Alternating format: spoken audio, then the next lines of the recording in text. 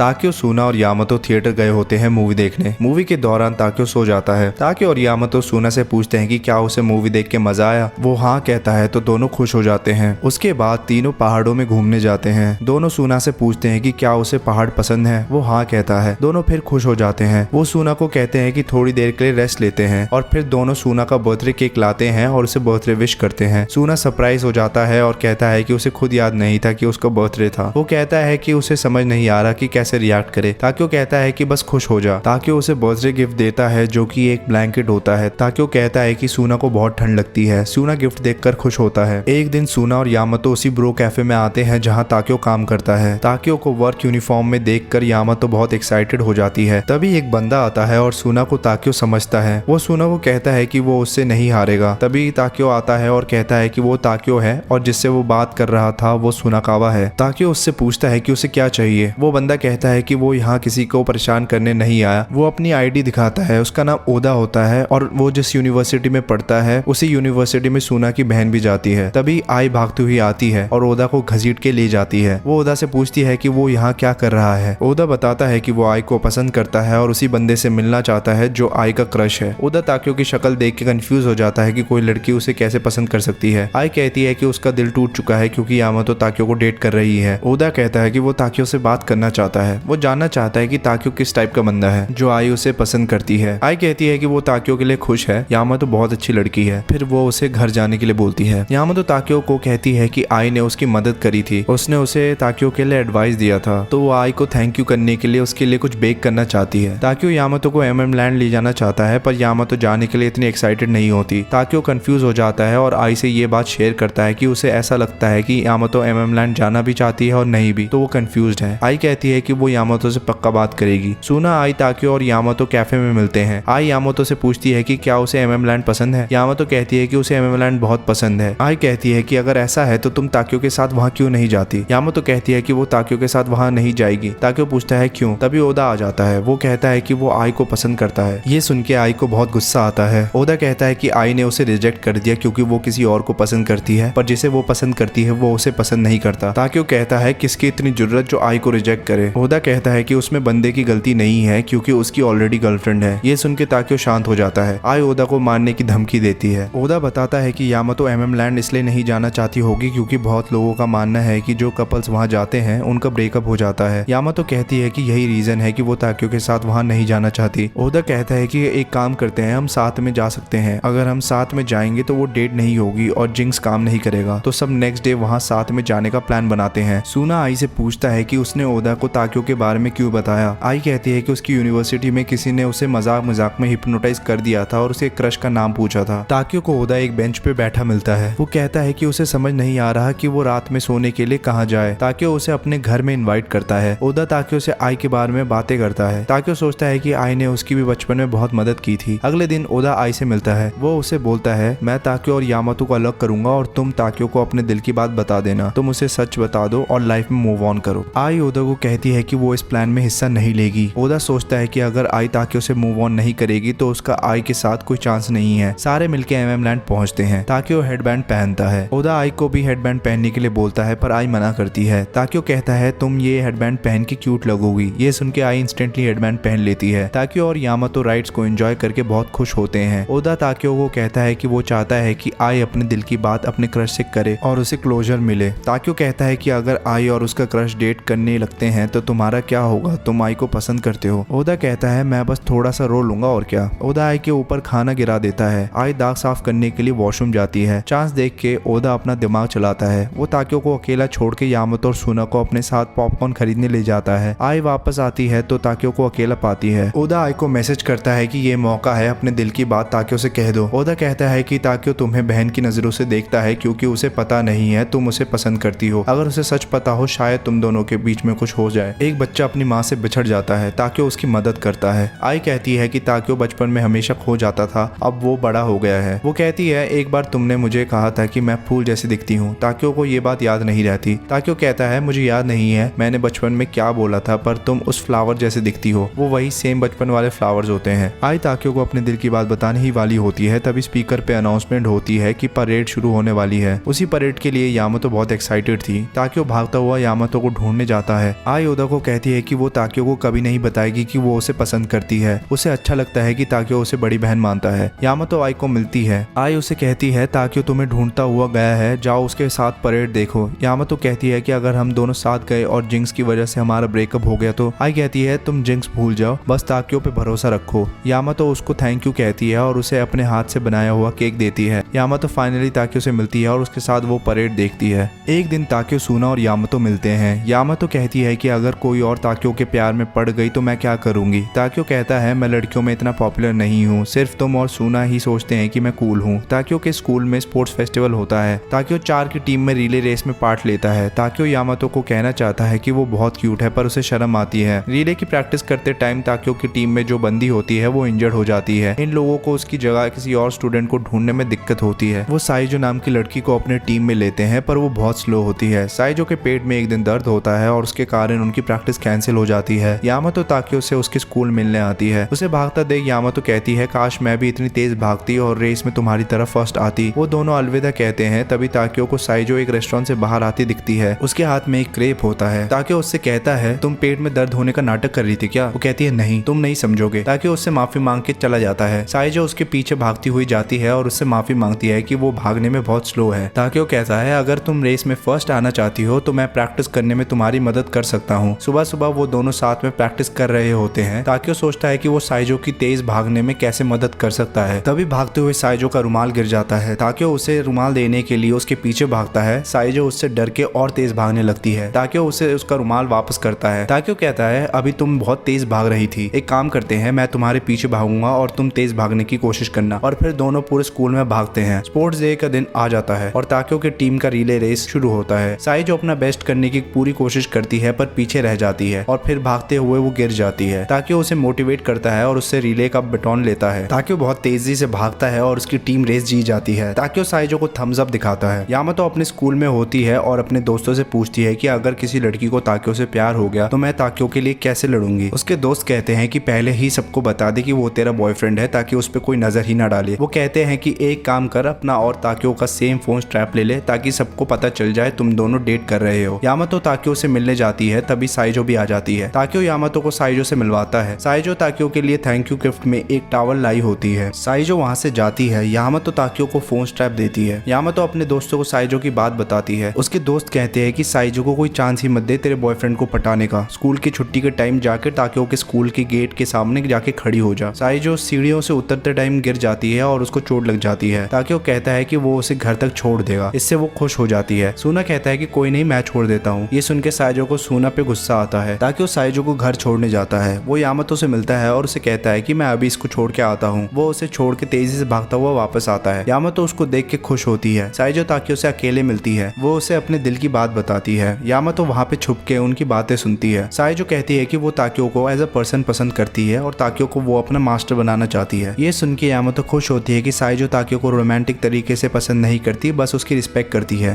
ताकियो साइजो से पूछता है कि वो किस चीज का मास्टर है। वो बताती है कि दिल का। ताकियो सुना को बताता है कि साइजो ने ताकियो को कहा है कि वो उसे एज अ पर्सन पसंद करती है और उसे मास्टर बुलाना चाहती है। यामातो ये बात अपने दोस्तों को बताती है। उसके दोस्त कहते हैं अरे फिर क्या टेंशन लेना, हम भी ताकियो को एज अ पर्सन ही तो पसंद करते हैं। ताकियो सुना और यामातो के साथ स्कूल फेस्टिवल जाने का प्लान बनाता है। उनकी बातें साइजो सुनती है। ताकियो उसे पूछता है कि क्या वो भी उनके साथ जाना चाहेगी। वो हाँ कहती है। ताकियो यामातो से पूछता है। यामातो भी कोई ऑब्जेक्शन नहीं करती। ताकियो और सुना स्टैम्प्स कलेक्ट करने जाते हैं। यामातो साइजो से पूछती है कि उसे साइजो में क्या पसंद है। साइजो कहती है कि ताकियो ने उसकी रिले रेस की ट्रेनिंग में बहुत हेल्प की। जब वो रेस के दौरान गिर गई थी और सारे कंपेटिटर्स आगे निकल गए थे, ताकियो उसका वेट कर रहा था और फिर फाइनल लैप सबसे लेट स्टार्ट करने के बावजूद वो फर्स्ट आया। फिर दोनों ताकियो की बहुत तारीफ करते हैं कि वो बहुत कूल है। यामातो कहती है कि एक थर्की बंदा उसे ट्रेन में हरास कर रहा था तो ताकियो ने उसे बचाया और जोर से मुक्का भी मारा था। चारों मिलकर यामातो का बनाया हुआ डेजर्ट खाते हैं और फिर साइजो और सुना इनसे अलविदा कहते हैं। सुना साइजो से पूछता है कि किसी को एज अ पर्सन पसंद करने का क्या मतलब होता है। साइजो कहती है कि ताकियो तुम्हें अच्छा लगता है ना, पर तुम ताकियो के हैंड्स तो होल्ड नहीं करना चाहोगे, बस यही डिफरेंस है। मैं और तुम दोनों सेम है। सुना कहता है कि नहीं, तुम जैसे ताकियो को पसंद करती हो उसमें और मेरे में डिफरेंस है। सुना को समझ आ जाता है कि साइजो को ताकियो से प्यार हो गया है। साइजो कहती है कि हाँ ठीक है, तुम सही हो, पर ताकियो को मत बताना। यामातो ताकियो को कहती है कि उसके दोस्त भी ताकियो को एज अ पर्सन लाइक करते हैं। ताकियो कहता है कि चिंता मत करो, मैं तुम्हें छोड़ के किसी और को डेट नहीं करूंगा, मैं वैसे भी लड़कियों में इतना पॉपुलर नहीं हूँ। वो कहती कहती है कि वो हमेशा इस बात की टेंशन नहीं लेती, बस कभी कभार फिक्र करती है। ताकि सोचता है कि वो यामातो को रीअश्योर कैसे करे ताकि यामातो कभी भी इस बात की स्ट्रेस न ले कि वो उसे छोड़ के किसी और को डेट करेगा। सुना उसे कहता है अगर तुम ताकियो को नहीं बताओगी तो उसे ताकियो या यामातो को कुछ फर्क तो नहीं पड़ेगा, लेकिन तुम कितने टाइम तक दर्द सहती रहोगी। साइजो जाके ताकियो को अपने दिल की बात बताती है। ताकियो शॉक हो जाता है, फिर वो उससे माफी मांगता है। वो उसे डेट नहीं कर सकता क्योंकि वो यामातो को डेट कर रहा है। साइजो उससे माफी मांगती है कि उसने ताकियो को झूठ बोला था। ताकियो कहता है कि उसे माफी मांगने की जरूरत नहीं है। साइजो बैठ के बहुत देर तक रोती है। सुना उसे कंपनी देता है। ताकियो यामातो से मिलने उसके स्कूल जाता है। वो उसे बताता है कि साइजो ने उसे अपने दिल की बात बताई और ताकियो ने उसे रिजेक्ट कर दिया क्योंकि वो यामातो से प्यार करता है। वो कहता है मुझे बस एक लड़की ही चाहिए और वो तुम हो। नेक्स्ट डे साइजो ताकियो से नॉर्मली बात करती है और कोशिश करती है कि उनकी दोस्ती बनी रहे। ताकियो उसे थैंक यू बोलता है। एक दिन कुछ 3-4 गुंडे टाइप बंदों को ताकियो के बारे में पता चलता है कि कोई बंदा है बहुत तगड़ा जो एक हाई स्कूल में पढ़ता है। तभी वहाँ ताकियो आ जाता है और वो उसे देख के डर के भाग जाते हैं। ताकियो और यामातो प्लान बनाते हैं कि सब मिलकर साथ में क्रिसमस मनाएंगे। ताकियो का दोस्त कुरिहारा ताकियो से परमिशन लेता है कि क्या वो यामातो की दोस्त नानाको के साथ डेट पे जा सकता है। ताकियो हाँ कहता है। नानाको यामातो को कहती है कि वो एक बार कुरिहारा के साथ मूवी देखने गई थी। ताकियो और यामातो एक जगह जाते हैं क्रिसमस सेलिब्रेट करने के लिए रिजर्वेशंस करने। वहाँ बैठा बंदा बताता है कि क्रिसमस ट्री के ऊपर लगा हुआ स्टार अगर कोई बंदा किसी बंदी को देखकर उसे डेट के लिए पूछता है तो वो बंदी मना नहीं करेगी। फिर वो कहता है कि क्योंकि क्रिसमस ट्री बहुत ऊंचा है तो आज तक उसके टॉप तक कोई चढ़ के स्टार को उतार ही नहीं पाया। ताकियो यामातो को कहता है कि कुरिहारा नानाको को पसंद करता है और उसे डेट पे लेके जाना चाहता है। यामातो कहती है हमें उनकी मदद करनी चाहिए। क्रिसमस के दिन सब मिलते हैं। यामातो क्रिसमस ट्री के ऊपर लगे हुए स्टार की बात करती है। ताकियो कुरिहारा को पुश करते हुए नानाको के साथ बिठा देता है। सब मिलके खाना खाते हैं और कैरियोके एंजॉय करते हैं। सब मिलके क्रिसमस ट्री के पास जाते हैं। कुरिहारा नानाको का हाथ पकड़ता है। नानाको उससे पूछती है मैं तुम्हारी क्या लगती हूँ। वो कहता है दोस्त और क्या। फिर वो साथ में प्रेजेंट्स खोलते हैं। सबको प्रेजेंट्स रैंडमली मिलते हैं कि कौन कौन सा रिबन पिक करेगा उस हिसाब से। सुना को भालू मिलता है जो ताकियो ने रखा होता है। जब कुरिहारा की बारी आती है तो ताकियो खुद उसे एक रिबन उठा के दे देता है। वो नानाको का गिफ्ट होता है जिसमें एक टोपी होती है। यामातो नानाको को कुरिहारा का गिफ्ट पकड़ाती है जो रेजिस्टेंस बैंड्स होते हैं एक्सरसाइजेस करने के लिए। फिर कुरिहारा और नानाको साथ में कैरियोके गाते हैं। नानाको वहाँ से उठ के चली जाती है। यामातो उसके पीछे जाती है। वही फर्स्ट सीन वाले गुंडे आ जाते हैं। वो नानाको और यामातो को छेड़ रहे होते हैं। कुरिहारा ये देखता है और ताकियो को लेने जाता है। ताकियो को देख के ये लफंगे वहाँ से भाग जाते हैं। नानाको कुरिहारा पे चिल्लाती है और कहती है तुमने खुद मुझे क्यों नहीं बचाया। फिर नानाको वहाँ से चली जाती है। कुरिहारा कहता है कि वो अकेले 3-4 बंदों से कैसे लड़ता। ताकियो कहता है उसे फिर भी मर्द बन के कोशिश करनी चाहिए थी। यामातो नानाको को फोन करके वापस बुलाती है। उस क्रिसमस ट्री पे लगे स्टार को उतारने में ताकियो कुरिहारा की मदद कर रहा होता है। कुरिहारा बार बार ऊपर तक चढ़ता है और बार बार गिर जाता है। कुरिहारा कहता है कि वो ताकियो जितना स्ट्रॉन्ग नहीं है पर वो भी मर्द है। फाइनली उसके हाथ वो स्टार लग जाता है पर तभी वो गिर जाता है पर ताकियो उसे बचा लेता है। कुरिहारा नानाको को स्टार देता है और उसे डेट पे पूछता है। वो हाँ कह देती है। ताकियो और यामातो उनके लिए बहुत खुश होते हैं। यामातो के दोस्त स्कूल में बात कर रहे होते हैं कि कुरिहारा और नानाको बहुत जल्दी किस भी करने वाले होंगे शायद। नानाको कहती है कि वो दोनों ऑलरेडी किस कर चुके हैं क्रिसमस के दिन ही। यामातो सोचती है कि आज तक ताकियो ने उसे किस नहीं करा जबकि उनको डेट करते हुए काफी टाइम हो गया है। जब कुरिहारा ताकियो को किस वाली बात बताता है ताकियो कहता है इतनी जल्दी कैसे। कुरिहारा कहता है ये सब करने का कोई करेक्ट टाइम थोड़ी ना होता है। ताकियो कहता है कि वो यामातो को ऑटम में किस करेगा। ताकियो का बर्थडे आ रहा होता है और यामातो के साथ अपना बर्थडे सेलिब्रेट करने के लिए वो एक्साइटेड होता है। आई न्यू ईयर के लिए घर आई होती है। यामातो आती है और आई से एडवाइस मांगती है। वो कहती है कि अगर मैं ताकियो को किस करूँ तो ताकियो कैसे रिएक्ट करेगा। सुना कहता है कि ताकियो ने कहा था वो यामातो को किस नहीं करेगा जब तक ऑटम का सीजन नहीं आता। यामातो कहती है ठीक है मैं वेट कर लूंगी तब तक। सुना कहता है तुम्हें वेट करने की जरूरत नहीं है। ताकियो बहुत खुश होगा अगर तुम उसे किस करोगी। यामातो सुना से पूछती है क्या तुमने किसी को कभी किस किया है। सुना को वो खौफनाक मंजर याद आ जाता है जिस दिन ताकियो ने उसके फेस पे प्लास्टिक चढ़ा के उसे किस करा था। वो कुछ कहता नहीं है। आई कहती है कि सुना की आज तक कभी कोई गर्लफ्रेंड नहीं रही तो ऑब्वियसली उसने किसी को किस नहीं किया। 12 बजे यामातो ताकियो को बर्थडे विश करती है। यामातो ताकियो के घर आती है। ताकियो के पेरेंट्स शॉपिंग करने बाहर जाते हैं। ताकियो के दोस्त उसको बर्थडे और न्यू ईयर विश करने आते हैं। फिर यामातो ताकियो को उसका बर्थडे गिफ्ट देती है जो कि एक टेडी होता है। यामातो उसके लिए केक बना के लाई होती है। ताकियो केक काटने से पहले आंखें बंद करके विश मांगता है। यामातो उसके पास जाके उसे किस करती है। ताकियो केक काट के खाता है। यामातो सोचती है कि ताकियो ने उसका केस नोटिस नहीं करा। ताकियो कहता है कि उसका बर्थडे बहुत अच्छा था। यामातो वहाँ से घर जाती है। ताकियो सुना के घर जाता है उसे न्यू ईयर विश करने। सुना ताकियो को उसका बर्थडे गिफ्ट देता है। ताकियो कहता है कि उसका बर्थडे बहुत अच्छा गया। वो कहता है कि केक काटने से पहले वो आंखें बंद करके विश मांग रहा था तभी उसके होठों पे एक बड़ा सा कीड़ा बैठ जाता है। वो कीड़ा बहुत सॉफ्ट होता है। वो कहता है कि पता नहीं किस टाइप का कीड़ा था। सुना कहता है तू श्योर है कि वो किस नहीं थी। ताकियो रियलाइज करता है कि जब उसने आंखें खोली बोली थी तो यामातो शर्मा रही थी, तो वो किस ही थी। वो वहाँ से भागता है और यामातो से मिलने जाता है। वो उससे पूछता है कि क्या तुमने मुझे किस किया था, प्लीज मुझे एक और मौका दो। फिर वो किस करते हैं। ताकियो सोचता है कि उसका 16 बर्थडे वो हमेशा के लिए याद रखेगा। ताकियो यामातो को अपने घर लाता है। ताकियो की माँ घर की सफाई कर रही होती है। ताकियो कहता है प्रेगनेंसी के दौरान उन्हें इतनी मेहनत नहीं करनी चाहिए। उसकी माँ सामान खरीदने जा रही होती है। ताकियो कहता है मैं लेके आता हूँ। ताकियो की माँ और यामातो बहुत देर तक बातें करते हैं। फिर उसकी माँ डॉक्टर के पास चेकअप कराने जाती है। यामातो उन्हें एक लकी चार्म गिफ्ट करती है। ताकियो की माँ वापस आती है और चावल स्टोर कर रही होती है। ताकियो उन्हें भारी सामान उठाने नहीं देता। सुना भी आंटी को देख के उनकी मदद करता है। ताकियो की माँ कहती है कि ताकियो बहुत लकी है जो उसे ऐसा दोस्त मिला। सुना कहता है कि ऐसा इसलिए है क्योंकि ताकियो अच्छा इंसान है। ताकियो यामातो को अपने बेबी पिक्चर्स भेजता है। ताकियो के पापा ताकियो को अपनी स्टोरी बताते हैं कि ताकियो की माँ उनके कंपनी में काम करने आई थी। वो बहुत मेहनती थी और सब उनकी रिस्पेक्ट करते थे। एक दिन रेस्टोरेंट में एक कलीग के हाथ से गर्म सूप जैसा कुछ गिर जाता है। उनके हाथ को जलने से बचाने के लिए ताकियो की माँ उस पॉट को पकड़ लेती है। ये देख के ताकियो के पापा को उनसे प्यार हो जाता है। वो उन्हें प्रपोज करते हैं और कहते हैं कि वो उन्हें प्रोटेक्ट करना चाहते हैं। ताकियो के पापा कहते हैं कि तुम्हारी माँ इतनी स्ट्रांग है कि मुझे उन्हें कभी प्रोटेक्ट करने का चांस ही नहीं मिला। एक दिन ताकियो स्कूल से घर आता है। वो अपनी माँ को दर्द में देखता है। सुना और ताकियो उन्हें टैक्सी में हॉस्पिटल छोड़ते हैं। वो कहती है कि उन्हें हॉस्पिटल में रहना पड़ेगा कुछ टाइम के लिए। ताकियो की माँ ताकियो को टेंशन न लेने के लिए कहती है और घर जाने को बोलती है। ताकियो को फिर भी बहुत चिंता होती है। यामातो ताकियो के घर आती है और उसे खाना बना के खिलाती है। ताकियो क्लास में होता है पर वो ध्यान नहीं दे पाता। उसे अपने माँ की चिंता होती है। क्लास के बीच में वो बैग लेके हॉस्पिटल की तरफ भागता है। वो हॉस्पिटल पहुंचता है। सुना और यामातो भी आते हैं। ताकियो की माँ नर्स को बुलाने के लिए बोलती है। नर्स ताकियो की माँ के लिए व्हील चेयर लेके आती है। साइड में एक और पेशेंट होती है और उसे भी व्हील चेयर की जरूरत होती है। ताकियो की माँ कहती है कि उसे पहले ले जाओ, उसकी ये फर्स्ट डिलीवरी होगी तो डर रही होगी, मैं वेट कर लूंगी। ताकियो अपनी माँ को डिलीवरी रूम उठा के ले जाता है। ताकियो की माँ डिलीवरी के टाइम यामातो का दिया हुआ लकी चार्म अपने साथ रखती है और फिर ताकियो की बहन पैदा होती है। सुना कहता है कितनी प्यारी है। ताकियो कहता है मुझे कोई प्रॉब्लम नहीं होगी अगर फ्यूचर में तू मेरी बहन से शादी कर ले। सुना कहता है नो थैंक्स। ताकियो की बहन का नाम माकी रखते हैं। ताकियो माकी के साथ बातें कर रहा होता है। वो उसे वैलेंटाइंस डे के बारे में बताता है। सुना ताकियो को कहता है कि इस बार तो वैलेंटाइंस डे पे तेरे को चॉकलेट्स मिलेंगे यामातो से। ताकियो सोचता है कि आज तक उसे किसी लड़की ने चॉकलेट्स नहीं दिए। सुना को हमेशा भर भर के चॉकलेट्स मिलते थे पर इस बार यामातो उसे चॉकलेट्स देगी। उसकी खुशी में ताकियो अपना बैग हवा में फेंक देता है। फिर वो खुशी से नाचने लगता है। ताकियो यामातो से मिलता है। ताकियो चॉकलेट्स के प्राइसेस देख के शॉक हो जाता है कि इतने छोटे चॉकलेट्स इतने महंगे कैसे हो सकते हैं। यामातो कहती है कि ये चॉकलेट बहुत टेस्टी होंगे, इनमें स्पेशल इंग्रेडिएंट्स होंगे। अगले दिन ताकियो के दोस्त कहते हैं कि वो यामातो के दोस्तों के साथ 14 फेब को मिलना चाहते हैं। उन्हें लाइफ में आज तक किसी लड़की ने चॉकलेट्स नहीं दिए। सुना कहता है कि तुम लोग ताकियो पे बहुत डिपेंड कर रहे हो, तुम्हारी वजह से वो यामातो के साथ अकेली क्रिसमस भी नहीं बना पाया। ताकियो कहता है कि कोई दिक्कत नहीं है। ताकियो सोचता है कि मुझे बस यामातो से चॉकलेट्स मिल जाए, मेरे लिए उतना ही काफी है। यामातो के दोस्त ताकियो के दोस्तों के साथ मिलने के लिए राजी हो जाते हैं। ये सुन के ताकियो के दोस्त बहुत एक्साइटेड हो जाते हैं। यामातो और उसके दोस्त मिलकर वैलेंटाइंस डे के लिए चॉकलेट्स बना रहे होते हैं। वैलेंटाइंस डे के दिन ताकियो यामातो से चॉकलेट्स लेने के लिए बहुत एक्साइटेड होता है। वो सुना के साथ स्कूल जाता है तो देखता है कि सुना के लॉकर में चॉकलेट्स ही चॉकलेट्स भरे पड़े हैं। ताकियो सुना से पूछता है कि वो चॉकलेट्स का क्या करेगा। वो कहता है कि जिन चॉकलेट्स में नाम लिखे होंगे उन्हें मैं अपनी तरफ से चॉकलेट दे दूंगा। ताकियो कहता है इससे आगे नहीं। सुना कहता है और क्या करूं मैं, तेरी तरह मैं लकी नहीं हूँ, मुझे आज तक कोई लड़की पसंद नहीं आई। स्कूल के बाद ताकियो और यामातो के दोस्त साथ में मिलते हैं। यामातो के दोस्त ताकियो के दोस्तों को हैंडमेड चॉकलेट्स देते हैं। चॉकलेट्स पाकर वो फूले नहीं समाते। ताकियो सोचता है कि यामातो ने उसके लिए स्पेशल चॉकलेट्स अपने बैग में रखे होंगे। शाम हो जाती है, सब एक दूसरे को अलविदा कहते हैं। ताकियो यामातो को घर छोड़ने के लिए आता है। यामातो कहती है कि वो अकेली चली जाएगी। ताकियो दुखी होता है कि उसे यामातो से स्पेशल चॉकलेट्स नहीं मिले। फिर उसे रियलाइज होता है कि यामातो ने उसे चॉकलेट्स दिए तो थे और फिर वो रिग्रेट करता है कि उसने वो चॉकलेट्स कैजुअली खा लिए। ताकियो रियलाइज करता है कि उसे भी यामातो को चॉकलेट देने चाहिए। वो चॉकलेट्स लेने बाहर निकलता है तभी उसे दरवाजे के सामने यामातो मिलती है। वो ताकियो के लिए स्पेशल चॉकलेट्स लाई होती है। ताकियो यामातो को फ्लाइंग किस देता है। ताकियो यामातो के दिए हुए चॉकलेट्स को खा के बहुत खुश होता है। ताकियो अपने हाथ से यामातो के लिए कुकीज बना के लाता है पर वो शर्मिंदा होता है कि उसकी कुकीज अच्छे से नहीं बनी। पर यामातो कुकीज खा के उसकी बहुत तारीफ करती है। ताकियो और सुना साथ में चल रहे होते हैं। ताकियो उसे कहता है तुम चलो, मैं आता हूँ थोड़ी देर में। वो देखता है कि उनका कोई पीछा कर रहा था। वो एक लड़की होती है। वो गिर जाती है और उसके बैग से एक लेटर पानी में गिर जाता है। वो लड़की कहती है कि वो लेटर सुना के लिए था। ये सुन के ताकियो पानी में कूदता है और लेटर उठाता है। वो एक लव लेटर होता है। ताकियो उससे माफी मांगता है। वो कहती है कि कोई नहीं, मैं फिर से एक और लेटर लिख लूंगी। वो लड़की अपने आप को इंट्रोड्यूस करती है। उसका नाम अमामी युकिका होता है और वो कहती है कि वो ताकियो और सुना के साथ सेम किंडरगार्टन स्कूल में थी। वो कहती है कि एक दिन सब डॉज बॉल खेल रहे थे और वो सुना के पीछे खड़ी थी। उसकी तरफ कोई बॉल फेंकता है और सुना बीच में आ जाता है। अगर सुना ये नहीं करता तो अमामी को बॉल लग जाती। उस इंसिडेंट के बाद वो सुना से माफी मांगती है कि उसकी वजह से सुना को बॉल लगी। सुना कहता है कि अगर अमामी के चश्मे में बॉल लगती तो उसे बहुत चोट लग सकती थी। उस दिन से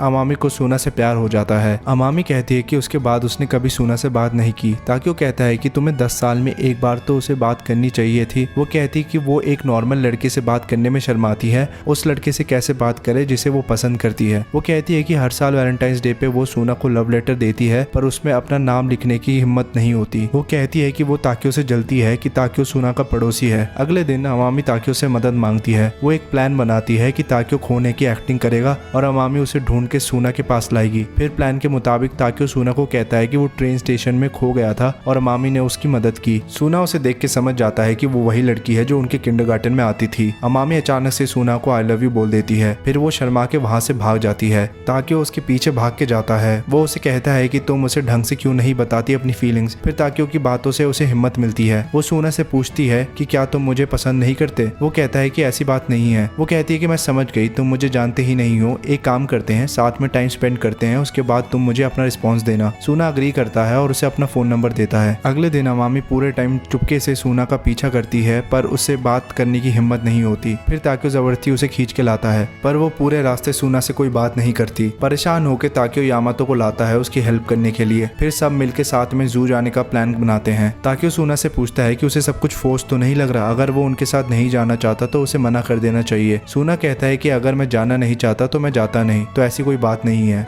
सब मिलके जू जाते हैं। ताकियो और यामातो बहुत कोशिश करते हैं कि अमामी सूना से बातें करे। फाइनली अमामी सूना से बातें करती है। वो लिटरली एक सेंटेंस बोल के खुश हो जाती है। ये लोग एक क्विज पार्ट ले रहे होते हैं। अनाउंसर कहती है कि 2 बंदों के ग्रुप बनाओ और एक दूसरे के हाथ पकड़ो ताकि हमें पता चले कि कौन कौन से ग्रुप पार्ट ले रहे हैं इस क्विज में। सूना अमामी का हाथ पकड़ता है। अमामी शॉक में चली जाती है। अमामी सारे क्वेश्चंस के आंसर सही देती है। सूना उसे देख के इम्प्रेस होता है। सूना और अमामी सारे आंसर सही देते हैं और प्राइज जीत जाते हैं। सूना रियलाइज करता है कि उसमें और अमामी में बहुत चीजें कॉमन है, जैसे दोनों को बुक्स पढ़ना बहुत पसंद है। शाम हो जाती है। सूना घर के लिए निकलता है। अमामी कहती है कि ये उसकी जिंदगी का बेस्ट डे था। अगले दिन अमामी रो रही होती है। ताकियो पूछता है क्या हुआ। वो कहती है कि किसी को लाइक करने में और डिसलाइक ना करने में डिफरेंस होता है। शायद सूना उसके साथ टाइम स्पेंड कर रहा था क्योंकि वो एक काइंड इंसान है, इसलिए नहीं कि वो उसे पसंद करता हो। फिर वो कहती है कि वो अब गिव अप कर देगी और सूना का पीछा नहीं करेगी। ताकियो यामातो को बताता है कि अमामी गिव अप कर रही है। ये सुन के सूना कुछ कहता नहीं है। वो वहाँ से बुक स्टोर जाता है। ताकियो को रास्ते में अमामी दिखती है। वो उसका पीछा करता है। अमामी गर्ल्स वॉशरूम में घुस जाती है तो ताकियो उसके पीछे नहीं जा पाता। अमामी कहती है कि किसी को प्यार करना जिसके दिल में मेरे लिए सेम प्यार नहीं है, मेरे लिए बहुत मुश्किल है। तभी यामातो आती है और उससे बात करती है। उसे थोड़ी हिम्मत मिलती है। वो बाहर आती है। तभी उसे सूना का फोन आता है। सूना उसे मिलने के लिए बुलाता है। सूना उसे लास्ट 10 साल हर साल चॉकलेट्स और लेटर्स भेजने के लिए थैंक यू बोलता है और सॉरी कहता है। अमामी ताकियो और यामातो से मिलती है और कहती है कि मैं इसी से खुश हूँ कि मुझे क्लोजर मिला और इन लास्ट कुछ दिनों में बिताए हुए सारे पल मुझे जिंदगी भर याद रहेंगे। यामातो एक बेकरी में पार्ट टाइम जॉब ज्वाइन करती है। उस बेकरी में एक बंदा बहुत तगड़ा पेस्ट्री शेफ होता है। यामातो उसके स्किल्स एडमायर करती है। वो बंदा आता है और अपना नाम इचिनो से बताता है। वो यामातो को अपना हेल्प ऑफर करता है। एक दिन यामातो देखती है कि टेबल्स पे बहुत टेस्टी दिखने वाले केक्स हैं। इचिनो से कहता है कि वो चाहे तो ट्राई कर सकती है। यामातो वो केक बहुत ज्यादा पसंद करती है। इचिनो से कहता है कि हम ये केक बेच नहीं सकते क्योंकि एक बार मैंने केक सेल काउंटर पे डाला था और बहुत सारे बिके नहीं थे। मैं अपने केक्स को अनसोल्ड जाना देख नहीं सकता। यामातो कहती है कि तुम केक्स को बेचो, जो ना बिके वो मैं खरीद लूंगी। वो कहता है कि ठीक है, मैं कुछ पीसेस बेचने की कोशिश करूंगा। नेक्स्ट डे कुछ कस्टमर्स वो केक खरीदते हैं। इचिनोसे को लगता है कि यामातो उसे पसंद करती है। एक दिन ताकियो को यामातो की फिक्र होती है तो वो उसके बेकरी के पास उस पर नजर रखने जाता है। वो देखता है कि इचिनोसे यामातो को उसके फर्स्ट नेम से बुला रहा है। ताकियो को इस बात से जलन होती है। सूना उसे कहता है कि तुम भी उसे फर्स्ट नेम से बुलाओ, इसमें क्या दिक्कत है। ताकियो कहता है कि ये बहुत बड़ा कदम होता है। ताकियो और सूना यामातो से मिलने आते हैं। सूना रियलाइज करता है कि इचिनोसे यामातो को ताड़ रहा है। वो दोनों केक्स खरीद के जाते हैं। इचिनोसे यामातो से पूछता है कि क्या तुम उन बंदों को जानती हो। वो कहती है कि उनमें से एक बंदा उसका बॉयफ्रेंड है। इचिनोसे भागता हुआ ताकियो के पास पहुंचता है और उससे कहता है कि तुम यामातो से ब्रेकअप कर लो क्योंकि मैं उसके लिए बेटर फिट हूँ। वो कहता है कि तुम गोरिल्ला या भालू जैसी लड़की को डेट करो, तुम में और यामातो में कुछ कॉमन नहीं है, ना हॉबीज ना टेस्ट, तुम उससे ब्रेकअप कर लो। फिर वो वहाँ से चला जाता है। सूना ताकियो को कहता है कि तूने उसे कुछ बोला क्यों नहीं। ताकियो कहता है कि इचिनोसे का पॉइंट वैलिड है, मैं यामातो के साथ केक्स या डेजर्ट्स की बातें नहीं कर सकता, मेरे और उसमें कुछ कॉमन नहीं है। सूना घर जाता है तो देखता है कि उसकी बहन आई हुई है। वो उसे सारी बात बताता है। बहुत तेजी से बारिश होने लगती है। ताकियो सोचता है कि यामातो अपने साथ छाता लेकर नहीं गई होगी तो वो एक छाता लेके यामातो को मिलने जाता है, पर इचिनोसे उससे पहले पहुंचकर यामातो को अपनी गाड़ी में पिक कर लेता है। ताकियो यामातो को इचिनोसे की गाड़ी में देखता है और उदास हो जाता है। आई सुना को कहती है कि ताकि बहुत बार दूसरों की फीलिंग्स को अपने से ऊपर रखता है। ताकि घर पहुंचता है, यामातो उसे फोन करती है और 1-2 दिन में मिलने का प्लान बनाती है। नेक्स्ट डे इचिनोसे यामातो से हेल्प मांगता है कोई कंपटीशन जीतने के लिए, पर नेक्स्ट डे यामातो और ताकियो के मिलने का प्लान भी होता है। इचिनोसे यामातो को कहता है कि मेरी करियर का सवाल है, प्लीज मेरी हेल्प कर दो। यामातो फोन करके ताकियो से नेक्स्ट डे ना मिल पाने के लिए माफी मांगती है। ताकियो अपने दोस्तों से मिलने जाता है। वो उन्हें कहता है कि उसे ऐसा लगता है कि यामातो के लिए कोई दूसरा बेटर फिट होगा। उसके दोस्त उसे चीयर अप करते हैं। ताकियो कहता है कि वो हार नहीं मानेगा और किसी और बंदे को उनके प्यार के बीच में नहीं आने देगा। ताकियो भागता हुआ इचिनोसे के पास जाता है और उसे कहता है मैं तुम्हें यामातो को मुझसे चुराने नहीं दूंगा। इचिनोसे कहता है कि वो कंपटीशन में गोल्ड मेडल जीतेगा और फिर यामातो को अपने दिल की बात बताएगा। यामातो कंपटीशन में इचिनोसे को सपोर्ट करने के लिए जाती है। वहां जाने से पहले वो ताकियो से मिलती है। फिर सुना ताकियो के साथ बीच पे जाता है। सुना कहता है कि चिंता मत कर, सब सही होगा, यामातो तुझसे बहुत प्यार करती है। इचिनोसे और यामातो कंपटीशन हॉल में पहुंचते हैं। इचिनोसे रियलाइज करता है कि वो इक्विपमेंट्स लाना भूल गया। यामातो ताकियो को फोन करती है। ताकियो कहता है कि कोई दिक्कत नहीं, मैं लेके आऊंगा सामान। इचिनोसे सोचता है कि ताकियो उसकी मदद क्यों कर रहा है। ताकियो भागता हुआ बेकरी पहुंचता है और सामान लेके कंपटीशन साइट की तरफ भागता है। वो वहां टाइम से पहले पहुंच जाता है। इचिनोसे सोचता है कि ताकियो अच्छा इंसान है। सबके केक्स प्रिपेयर हो जाते हैं और जजमेंट की घड़ी आ जाती है। इचिनोसे ताकियो को धन्यवाद करता है। एज एक्सपेक्टेड इचिनोसे कंपटीशन में गोल्ड जीत जाता है। गोल्ड जीतने के बाद इचिनोसे यामातो को आई लव यू बोल देता है। वो कहता है कि जब से तुम मेरी जिंदगी में आई हो तब से मेरी जिंदगी बहुत अच्छी हो गई है और तभी मैं आज गोल्ड भी जीता। यामातो कहती है कि जब से मैंने ताकियो को देखा है तब से मैं बस उसे ही चाहती हूँ। वो कहती है तुम आज गोल्ड मेरी वजह से नहीं जीते बल्कि हार्डवर्क, डेडिकेशन और टैलेंट की वजह से जीते हो। इचिनोसे सोचता है कि वो गलत था और यामातो सच में ताकियो से बहुत प्यार करती है। ताकियो यामातो को धन्यवाद करता है उसे प्यार करने के लिए और पहली बार उसका फर्स्ट नाम लेता है रिंको। और यहाँ पे ओरे मोनोगातारी खत्म होता है। अगर तुम्हें वीडियो पसंद आई तो लाइक और सब्सक्राइब करना और कमेंट में जरूर बताना कि पूरे सीरीज में तुम्हारा फेवरेट कैरेक्टर कौन था। और हाँ, नेक्स्ट वीडियो के लिए एनिमे भी सजेस्ट करना प्लीज। मिलते हैं नेक्स्ट संडे, बाय।